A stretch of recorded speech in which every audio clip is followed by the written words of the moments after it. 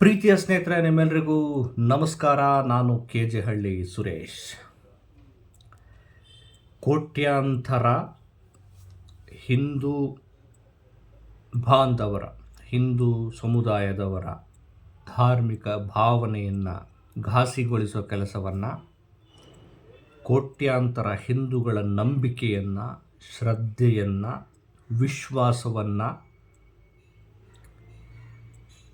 ವಿಶ್ವಾಸಕ್ಕೆ ಪೆಟ್ಟು ಕೊಡೋ ಕೆಲಸವನ್ನು ಅಯೋಧ್ಯ ರಾಮ ಮಂದಿರದ ಟ್ರಸ್ಟ್ನ ಒಂದಷ್ಟು ಜನರು ಮತ್ತು ಅಲ್ಲಿನ ಧಾರ್ಮಿಕ ವ್ಯಾಪಾರಿಗಳು ಈಗ ಮಾಡಿದ್ದಾರೆ.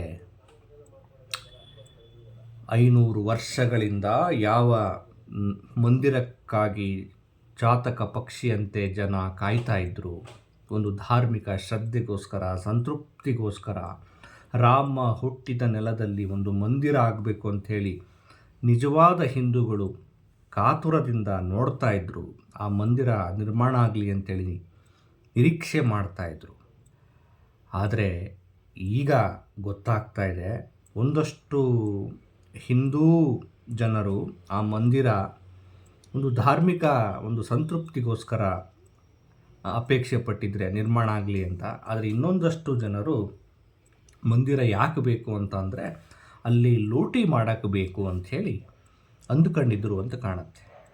ಇವರು ಮಂದಿರವನ್ನು ಕಟ್ಟಲೇಬೇಕು ಅಂಥೇಳಿ ಹೋರಾಟ ಮಾಡಿದ್ದು, ಆಂದೋಲನ ಮಾಡಿದ್ದು ಹಿಂದೂ ಭಾವನೆಗಳನ್ನು, ಹಿಂದೂ ಜನರ ಭಾವನೆಗಳನ್ನು ಗೌರವಿಸುವ ಸಲುವಾಗಿ, ಅವರ ಭಾವನೆಗಳನ್ನು ಈಡೇರಿಸುವ ಸಲುವಾಗಿ ಅಲ್ಲ.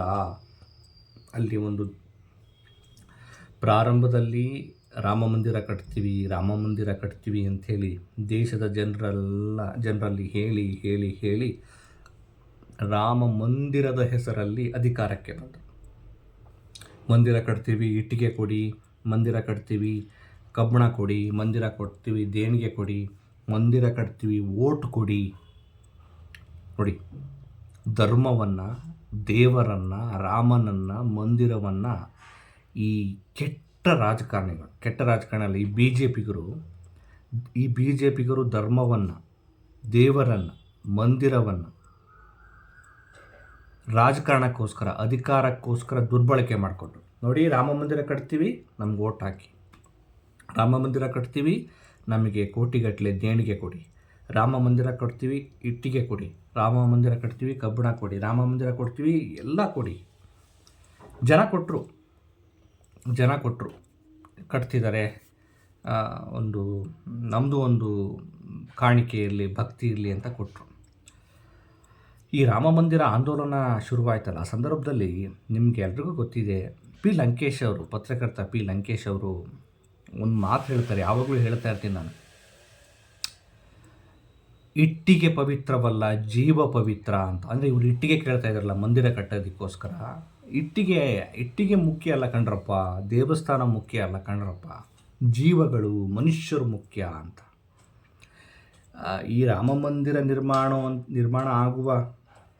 ನಿರ್ಮಾಣ ಮಾಡುವ ಈ ವಿಚಾರದಲ್ಲಿ ಎಷ್ಟೆಲ್ಲ ಈ ದೇಶದಲ್ಲಿ ದೊಡ್ಡ ರಾದ್ಧಾಂತಗಳು, ಅವಾಂತರಗಳು, ದುರಾಂತಗಳು ನಡೆದೋದು. ಕಾನೂನು ಹೋರಾಟ ಒಂದು ಕಡೆ ಆದರೆ, ಅಲ್ಲಿ ರಾಮ ಮಂದಿರ ಇದ್ದ ಸ್ಥಳದಲ್ಲಿ ಬಾಬರಿ ಮಸೀದಿಯನ್ನು ಹೊಡೆದಾಕಿದ್ದು, ಒಂದಷ್ಟು ಅಂದರೆ ಇನ್ನೊಂದು ಧರ್ಮದ ಜನರ ಭಾವನೆಗಳನ್ನು ಘಾಸಿಗೊಳಿಸಿದ್ದು, ಮತ್ತು ಅದು ಕಾನೂನಾತ್ಮಕ ಹೋರಾಟ ಆಗಿದ್ದು, ಕೊನೆಗೆ ತೀರ್ಪು ರಾಮ ಮಂದಿರ ಅಲ್ಲಿ ಕಟ್ಟಬೇಕು ಅಂತ ಬಂದಿದ್ದು. ಸೊ ಇಲ್ಲಿ ಮಂದಿರ ಮತ್ತು ಮಸೀದಿ ಧಾರ್ಮಿಕ ಕೇಂದ್ರಗಳಿಗೋಸ್ಕರ ಜನ ಒದ್ದಾಡ್ತಿದ್ದದ್ದು, ರಕ್ತಪಾತವನ್ನೇ ಮಾಡಿಕೊಂಡ್ರು, ಗಲಭೆಗಳು ಮಾಡಿಕೊಂಡ್ರು, ದ್ವೇಷಗಳನ್ನು ಮಾಡಿಕೊಂಡ್ರು, ಬೆಂಕಿಯನ್ನು ಇಟ್ಟು. ಇದನ್ನು ಮಾಡಿಸಿದ್ದ್ಯಾರು ಅಂದರೆ ಇವರೇ. ಇವರು ಏನು ಧರ್ಮದ ವ್ಯಾಪಾರಿಗಳು. ಆದರೆ ಇವರು ಜಾಸ್ತಿ ಇನ್ವಾಲ್ವ್ ಆಗಲಿಲ್ಲ. ಯಾರೋ ಬಡವರು, ಯಾರೋ ಕೂಲಿ ಕಾರ್ಮಿಕರು, ಯಾರೋ ಹಿಂದುಳಿದ ವರ್ಗದವರು, ಇವರೆಲ್ಲ ಹೋಗಿ ಆ ಗಲಭೆಗಳಲ್ಲೆಲ್ಲ ಸೇರಿಕೊಂಡು ಜೈಲು ಶಿಕ್ಷೆ ಅನುಭವಿಸಿದ್ರು, ನೋವು ಅನುಭವಿಸಿದ್ರು. ಅದೆಲ್ಲ ಆಯಿತು, ಕೊನೆಗೆ ತೀರ್ಪಾಯಿತು. ಈಗ ರಾಮ ಮಂದಿರ ಕಟ್ಟಿಯೂ ಆಯಿತು. ಅದೇ ಲಂಕೇಶ್ ಅವರು ಹೇಳಿದಾಗೆ, ಜೀವ ಪವಿತ್ರ, ಇಟ್ಟಿಗೆ ಪವಿತ್ರ ಅಲ್ಲ. ನೋಡಿ, ಇವತ್ತು ಈ ಮಾತು ಎಷ್ಟು ಸಾರ್ವಕಾಲಿಕವಾದ ಸತ್ಯ ಅಂತಂದರೆ, ಅಲ್ಲಿ ಇಟ್ಟಿಗೆಗಳನ್ನು ನೋಡಿ, ಜನ ಇವರು ಇಟ್ಟಿಗೆ ಕೇಳಿದ್ರೆ ಚಿನ್ನದ ಇಟ್ಟಿಗೆಗಳನ್ನೇ ಕೊಟ್ಬಿಟ್ರು. ಯಾರೋ ಸಿಂಧಿ ಸಮುದಾಯದವರು ಚಿನ್ನದ ಇಟ್ಟಿಗೆಗಳನ್ನು ಬೆಳ್ಳಿ ಇಟ್ಟಿಗೆಗಳನ್ನು, ಚಿನ್ನವನ್ನು ಕೊಟ್ಟಿದ್ದಾರೆ. ಸುಮಾರು 200 ಬೆಳ್ಳಿಯ ಇಟ್ಟಿಗೆಗಳನ್ನು ಕೊಟ್ಟರು. ಆ ಇಟ್ಟಿಗೆಗಳನ್ನು ಕಟ್ಟಿ ದೇವಸ್ಥಾನ ಕಟ್ಟಲಿಲ್ಲ, ಅವರು ನುಂಗ್ಕೊಂಡ್ರು. ಅದು ಎಲ್ಲಿಯಪ್ಪ ಅಂತ ಕೇಳಿದ್ರೆ ಗೊತ್ತಿಲ್ಲ, ಮಾಯ. ಏನು ರಾಮ ತಗೊಳ್ತಾನ?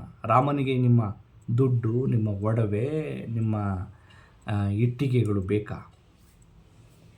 ದೈವ ಅದನ್ನು ಕೇಳುತ್ತಾ? ಹಾಗೆ ಜೀವ ಪವಿತ್ರ, ಇಟ್ಟಿಗೆಗಳು ಪವಿತ್ರವಲ್ಲ. ಇಟ್ಟಿಗೆಗಳು ಮಾರಾಟ ಆಗ್ತವೆ, ಸ್ವಾಹ ಆಗ್ತವೆ.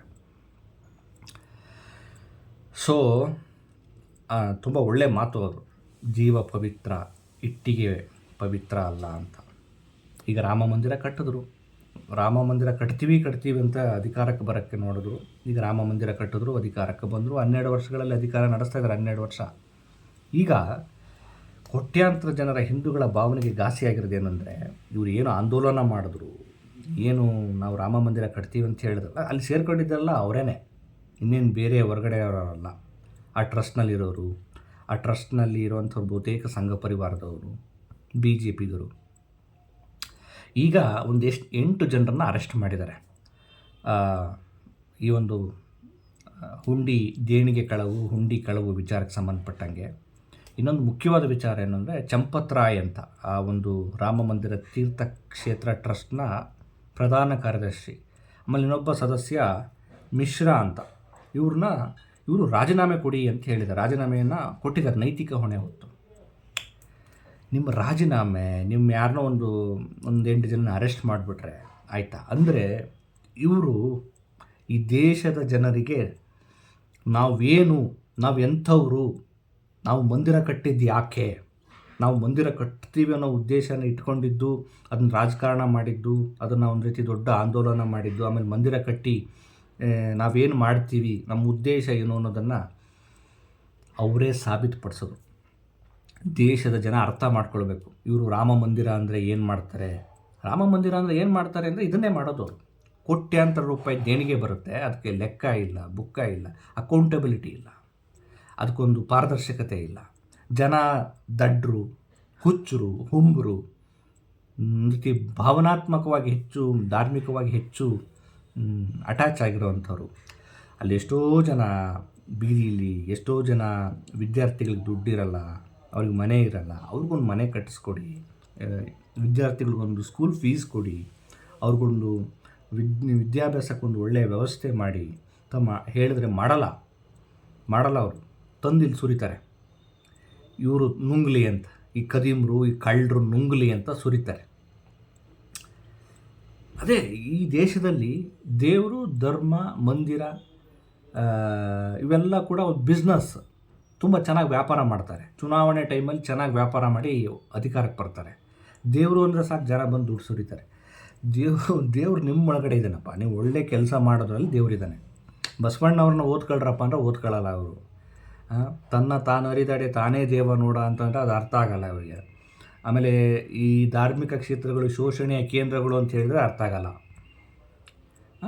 ನೋಡಿ, ಇವತ್ತು ಯಾವ ದೇವಸ್ಥಾನ ಇವತ್ತು ಮಲಿನಗೊಂಡಿಲ್ಲ ಹೇಳಿ? ಈ ಒಂದು ಹಣದ ವಹಿವಾಟಲ್ಲಿ ಯಾವ ದೇವಸ್ಥಾನ ಪಾರದರ್ಶಕವಾಗಿ ಉಳಿದಿದೆ? ತಿರುಪತಿ ಲಡ್ಡಿನ ವಿಚಾರದಲ್ಲಿ ಹಗರಣ, ಕಾಳೇಶ್ವರ, ಉಜ್ಜಯಿನಿ. ಈಗ ನೋಡಿ, ನಮ್ಮ ಕರ್ನಾಟಕದ ಮೇಲುಕೋಟೆ ನಾರಾಯಣ ಸ್ವಾಮಿ ಉಂಡಿ ಕಳುವ ವಿಚಾರ ಅಂತೇನೋ ಬರ್ತಾ ಇದೆ. ಅಯ್ಯಪ್ಪ ಸ್ವಾಮಿ ಟೆಂಪಲ್ಲು. ನೋಡಿ, ಯಾವಾಗ ಧಾರ್ಮಿಕ ಕ್ಷೇತ್ರಗಳು, ಒಂದು ಶ್ರದ್ಧಾ ಕೇಂದ್ರಗಳು, ಒಂದು ಶಾಂತಿ, ಒಂದು ನೆಮ್ಮದಿಗೆ, ಒಂದು ಭಕ್ತಿಗೆ, ಒಂದೇನೋ ಮನಸ್ಸಿಗೆ ನೆಮ್ಮದಿಗೋಸ್ಕರ ಜನ ಹೋಗ್ತಾಯಿದ್ರು. ಯಾವಾಗ ಅಲ್ಲಿ ದುಡ್ಡು ಶುರುವಾಯಿತು, ಹಣದ ಹೊಳೆ ಶುರುವಾಯಿತು, ಅವೆಲ್ಲ ಭ್ರಷ್ಟಗೊಂಡು ದುಡ್ಡು ಎಲ್ಲಿ ಜಾಸ್ತಿ ಸಂಗ್ರಹ ಆಗೋಕ್ಕೆ ಶುರುವಾಗುತ್ತೆ, ಅಲ್ಲೆಲ್ಲ ಪವಿತ್ರತೆ ಹಾಳಾಗತ್ತೆ. ಅದನ್ನ ಹಾಳು ಮಾಡಿದವ್ರು ಯಾರು ಅಂದರೆ ಜನರೇ. ಅಲ್ಲಿ ದುಡ್ಡಿದ್ದರೆ ಮಾತ್ರ ನಿಮಗೆ ಒಳ್ಳೆಯ ದರ್ಶನ, ದುಡ್ಡಿದ್ದರೆ ಮಾತ್ರ ಒಳ್ಳೆಯ ಟ್ರೀಟ್ಮೆಂಟು, ದುಡ್ಡಿದ್ದರೆ ಮಾತ್ರ ನಿಮಗೆಲ್ಲ ಚೆನ್ನಾಗಿರುತ್ತೆ. ದುಡ್ಡಿಲ್ಲ ಅಂದರೆ ನೀನು ಒಬ್ಬ ಸಾಮಾನ್ಯ. ಒಂದು ಬಿಸ್ನೆಸ್. ಇವತ್ತು ದೇವಸ್ಥಾನಗಳಲ್ಲ, ಬಿಸ್ನೆಸ್ ಸ್ಥಾನಗಳು, ಬಿಸ್ನೆಸ್ ಕೇಂದ್ರಗಳು, ವ್ಯಾಪಾರಿ ತಾಣಗಳು. ಹಾಗಾಗಿ ಪಾಪ ರಾಮ ಮಂದಿರ ಅಂದರೆ ಕೇಳಬೇಕಾ? ಇಡೀ ಭಾರತೀಯರು ಒಂದು ಆರಾಧಿಸುವ ಒಂದು ದೈವ, ಒಂದು ಕೇಂದ್ರ. ವಿದೇಶಗಳಿಂದಲೂ ಕೂಡ ದುಡ್ಡು ಹಾಕಿದ್ರು, ಇಟ್ಟಿಗೆ ಕೊಟ್ಟರು, ಚಿನ್ನದ ಇಟ್ಟಿಗೆ, ವಜ್ರ, ವೈಡೂರ್ಯ, ದುಡ್ಡು ಎಲ್ಲ ಕೊಟ್ಟರು. ಅಷ್ಟೊಂದೆಲ್ಲ ದುಡ್ಡು ಬಂದಾಗ ಸುಮ್ಮನೆ ಬಿಡ್ತಾರಾ? ರಾಮ ಸುಮ್ಮನೆ ಇರ್ಬೋದು, ಆದರೆ ಇವರು ರಾಮನ ಹೆಸರಲ್ಲಿ ಬಿಸ್ನೆಸ್ ಮಾಡೋರು, ರಾಮನ ಹೆಸರಲ್ಲಿ ಅಧಿಕಾರಕ್ಕೆ ಬರೋರು, ರಾಮನ ಹೆಸರಲ್ಲಿ ದೇಶದಲ್ಲಿ ಕೋಮು ರಾಜಕಾರಣ ಮಾಡೋರು. ಜೈ ಶ್ರೀರಾಮ್ ಅನ್ನೋದು 1-2 ಕೋಟಿ ದುಡ್ಡು ಹೊಡ್ಕೊಳ್ಳೋದು, ಜೈ ಶ್ರೀರಾಮ್ ಅನ್ನೋದು 1-2 ಕೋಟಿ, 10 ಇಟ್ಟಿಗೆ ತಗೊಳ್ಳೋದು. ಬರೀ ಇವೇ ತಾನೇ ಮಾಡೋದು.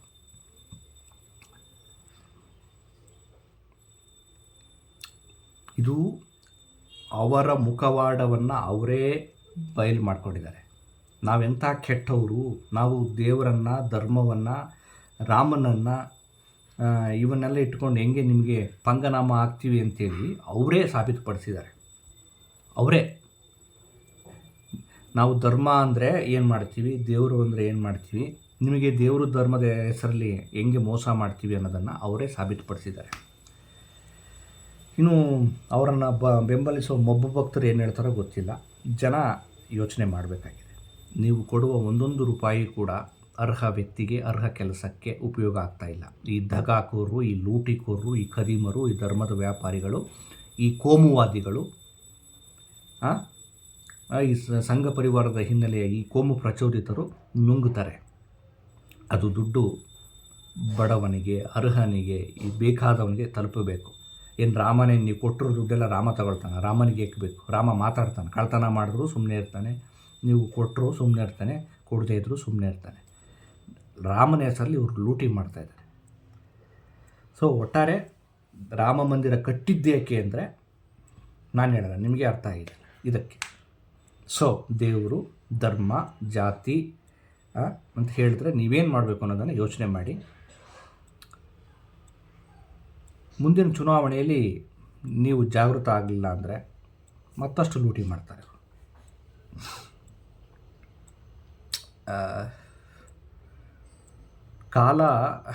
ಕಾಲ ಎಲ್ಲರನ್ನೂ ಸರಿ ಮಾಡುತ್ತೆ ಅನ್ನೋಥರಲ್ಲ. ಕಾಲ ಈ ಭ್ರಷ್ಟರನ್ನು, ಈ ಧರ್ಮದ ವ್ಯಾಪಾರಿಗಳನ್ನು ಕೂಡ ಸಿಕ್ಕಾಕ್ಸಿಬಿಟ್ಟಿದೆ. ಸೊ ನಾವೆಲ್ಲ ಯೋಚನೆ ಮಾಡಬೇಕು. ಸರಿಯಾದ ಚುನಾವಣೆ ಸಂದರ್ಭಗಳಲ್ಲಿ ಸರಿಯಾದ ನಿಲುವನ್ನು ತೆಗೆದುಕೊಳ್ಬೇಕು. ಏನಂತೀರಿ? ಆಮೇಲೆ ಇನ್ನೊಂದು, ಈ ಸಣ್ಣ ಪುಟ್ಟವ್ರನ್ನ ಅರೆಸ್ಟ್ ಮಾಡಿದ್ದಾರೆ. ಇದರಿಂದ ದೊಡ್ಡವರು ಇದ್ದಾರೆ, ದೊಡ್ಡ ತಿಮಿಂಗಿಲಗಳಿವೆ. ಈ ದುಡ್ಡು ಮತ್ತೆ ಎಲ್ಲಿಗೆ ಹೋಗ್ತಾ ಇದೆ, ಯಾವುದಕ್ಕೆ ಬಳಕೆ ಮಾಡ್ಕೊಳ್ತಿದ್ದಾರೆ, ಯಾರ ತಿಜೋರಿ ಸೇರ್ತಾ ಇದೆ, ಅದನ್ನು ಕೂಡ ಎನ್ಕ್ವೈರಿ ಆಗಬೇಕಾಗಿದೆ. ಅದಾಗುತ್ತಾ? ಅದರ ಮೇಲೆ ನನಗೆ ನಂಬಿಕೆ ಇಲ್ಲ. ಆದರೆ ಜನ ಹಣವನ್ನು ಸರಿಯಾದ ಜನರಿಗೆ, ಸರಿಯಾದ ವ್ಯಕ್ತಿಗಳಿಗೆ, ಸರಿಯಾದ ಕೆಲಸಕ್ಕೆ ಬಳಕೆ ಆಗಬೇಕು. ತಂದು ದೇವಸ್ಥಾನಗಳಿಗೆ ಸುರಿಯೋದಲ್ಲ. ಒಂದು ಒಳ್ಳೆಯ ಶಾಲೆ ಕಟ್ಟಿಸಿ, ಸರ್ಕಾರಿ ಶಾಲೆಗಳಿಗೆ ಒಳ್ಳೆ ಡೊನೇಷನ್ ಮಾಡಿ, ಅಲ್ಲಿ ಮೂಲಭೂತ ಸೌಲಭ್ಯಗಳಿಗೆ ಕೆಲಸ ಮಾಡಿ. ಎಲ್ಲೋ ಒಂದು ಕಡೆ ವಿದ್ಯಾರ್ಥಿಗಳಿಗೆ ಸ್ಪರ್ಧಾತ್ಮಕ ಪರೀಕ್ಷೆಗಳನ್ನು ಬರೆಯುವಂಥ ವಿದ್ಯಾರ್ಥಿಗಳಿಗೆ ಕೊಡಿ, ಬಡವರಿಗೆ ಕೊಡಿ, ಮನೆ ಒಂದು ಕಟ್ಟಿಸ್ಕೊಡಿ, ಚಿಕ್ಕ ಮೇಲ್ಛಾವಣಿ ಮಾಡಿಸ್ಕೊಡಿ. ಯಾವುದೋ ಒಂದು ರಸ್ತೆ ಸರಿ ಇರಲ್ಲ, ಅಲ್ಲಿ ರಸ್ತೆ ಮಾಡಿಸಿ. ನೀವು ತಂದು ಇಲ್ಲಿ ಸುರಿದ್ರೆ ಈ ಕಳ್ಳನ ಮಕ್ಕಳು ನುಂಗಾಕ್ತಾರೆ. ಏನಂತೀರಿ? ನಮಸ್ಕಾರ.